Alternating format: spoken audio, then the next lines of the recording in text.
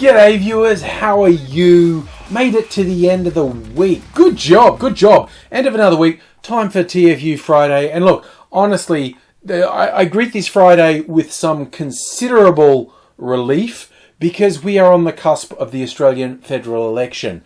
This shit will be over with tomorrow. I'll be doing a live stream from about 7 p.m. Eastern Australian time when the results should start rolling in, for which the overwhelming odds are a Labor victory, possibly a quite convincing one. There is a chance the government will retain numbers or nobody will have majority. That isn't the most likely outcome by any stretch of the imagination. I mean, hell, look at the bookies.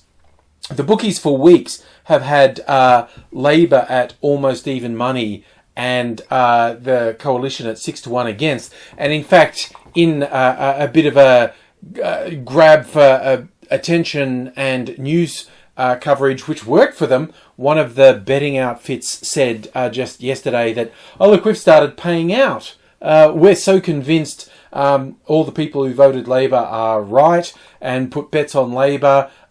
Significant majority of our punters bet on Labor. We've started paying out the Labor bets early. Now, which is, bold move, but also clearly a publicity generating move, and it worked for them. So, goodo. So, what else happened? On the cusp of the federal election, where, as I said, incredibly likely the Labor Party will move to victory. Old Hawke died, popped his clogs. I'm sure he's disappointed to have not lived to have seen the result. But yeah, pour one out for Hawke.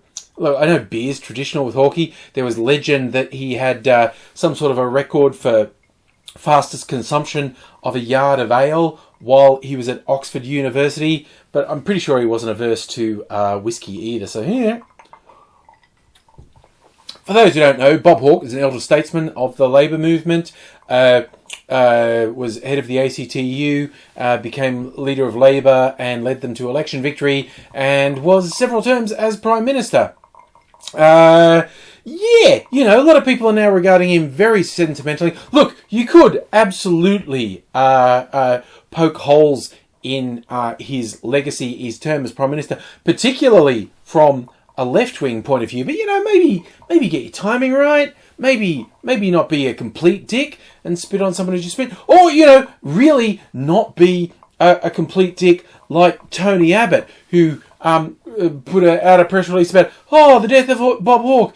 Oh, yes, he was a great Prime Minister for Labor, but I feel like he had a Labor heart and a Liberal head. Well, he had our... And it's like, get fucked, you shithead, mealy-mouthed fucking cunt. The idea of making a baby... And this is something that's consistent over Abbott's career. This is not even about politics and policy. It's about the fact that he's a fucking narcissistic piece of shit. He has consistently and repeatedly made everything about him. No matter how little it actually had to do with him, if you let him grab the public spotlight for a fucking minute, he will make it about him. And he's rightly been blasted by people like, shut the fuck up, you munted piece of shit. It's not about you. And that's just, I think, probably made a lot of people double down. Oh, I really hope that fucking piece of shit loses his seat in the election, which is at least an even chance. He's facing a strong challenge from a centrist to conservative independent Zali Steggall. And I'm not sure what's going to happen in his electorate. I will laugh a lot if he loses his seat, and probably, do a shot if he loses his seat on my live stream, because he's a piece of shit. He is just fucking garbage. He's filth and deserves a really inglorious end, because he really is shit. But there are other people being sending off Hawke. I did see a post on social media. I was slightly tempted to go. Trades Hall in Melbourne, the union headquarters, was going, celebration of Bob Hawke. Come and join us for a drink on Friday night. And I thought, that is gonna be messy.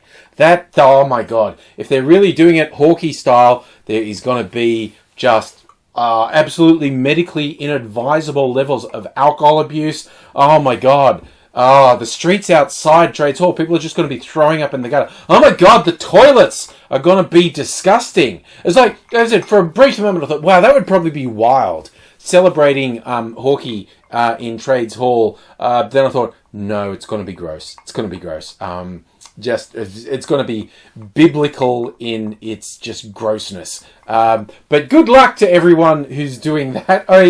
And what is interesting is quite a few people have been doing the memes of, do it for him, do it for Hawke, vote for Hawke. And because Shorten, the opposition leader, who's in all probability going to be Prime Minister very soon, he was a protege of Hawke's, known Hawke from way back. And just before he died, in fact, Hawke released a letter to Australia saying why Bill Shorten would be a good Prime Minister. And I've said it many times, I'm not a particular fan of Bill Shorten, but I think it is quite important for the country that Labor do win government. And why is that, Angry? Why do you think that's important? Well, if you care about the environment, basic workers' rights, basic rights for women, gays, any minorities, in fact. And in fact, if you care about the economy, Labor is who you should be voting for. The Liberals have promoted this blatant fucking lie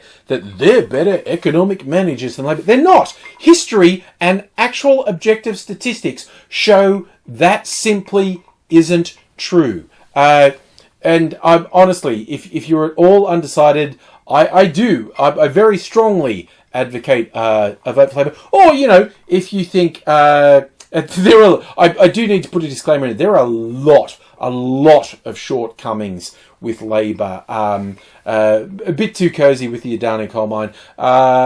Their gutlessness on the issue of refugees and asylum seekers reeks. And if you want to vote for, say, the Greens, go do that. I mean, if they're both in your electorate, vote one too. Honestly, in terms of outcome, it makes not much difference if your electorate has a chance either Labor or Greens getting in. If you vote 1-2 Labor Greens or 1-2 Greens Labor, it doesn't make that big a difference. Because honestly, I think Labor could do with having a bit of pressure from a couple of Greens on the crossbenchers that they have to work with to get some of their legislation through.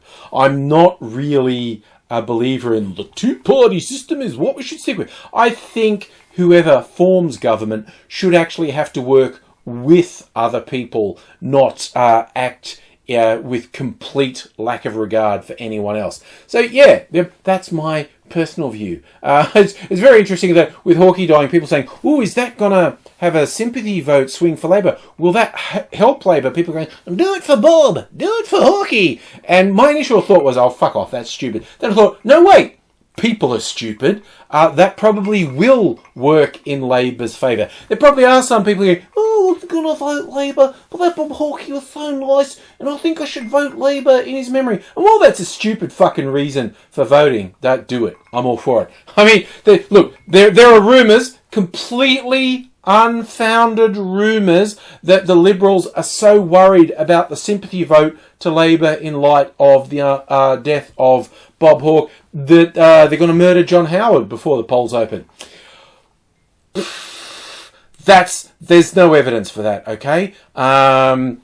Anyone who says that's something they've definitely seriously considered is a rumour monger, okay? That's a scurrilous rumour that, look, honestly, little Johnny, don't stand near any stairs. Lock yourself in your house. Definitely don't go out in public. Don't go near any roads with fast-moving vehicles, because I don't think you're safe, quite honestly. The Liberals are desperate, and they're slightly disconnected from reality, and I honestly don't think you're safe if you go out in public. So just be careful, little Johnny, because I don't think you're completely safe, in all honesty. But, big day tomorrow. We'll see what happens. Hey, look, like I said, it is actually possible the government retains power, and then everyone who doesn't like me gets to laugh at me because I will be sad. And I'll be on a live stream, so you get to see me being sad live. But I have my champagne equivalent on ice, that if a result in favour of Labor gets announced, I will pop the cork. It's actually a cider rather than champagne, but I don't like champagne and I prefer cider. So it looks like a champagne, but let's go on, I'll pop it. I'll pop that live if an announcement is made. But what's interesting is we may not get an announcement live, because what we have had is a record number of pre-polls, like something like 4 million or more voters voted early or put in postal votes, and that could delay an actual result. That can take it. So if the result is close, even Anthony Green might not be able to call it on the night. But if there's a very big swing to Labor, even though there's maybe a lot of votes to count, he may be confident in predicting a result. So, hey, I'm starting at about 7. And, yeah, unlike the state election, when I started at 8 thinking they wouldn't have an announcement until about 9, and Anthony Green actually called it at about 7:30, so the result was known before I even started. So I'm starting a bit earlier, and I actually think the result might be much later. Might be 8:30, 9, 10, might not even... Who knows how long will be live? Who knows if I'll just pass out on a live stream? But you'll have to join in to know, because this is politics and this is madness.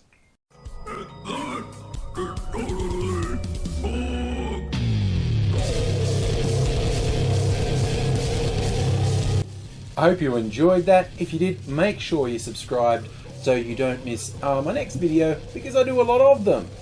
Jump in with a comment on this video, or let me know what you'd like me to do in another video, and hit me up on the various social media as well. Your support means a lot, so if you tell other people about the videos, that is one of the most positive things you can do to support me. Just share the video with your friends, put it on your social media, and tell them they should subscribe and join in.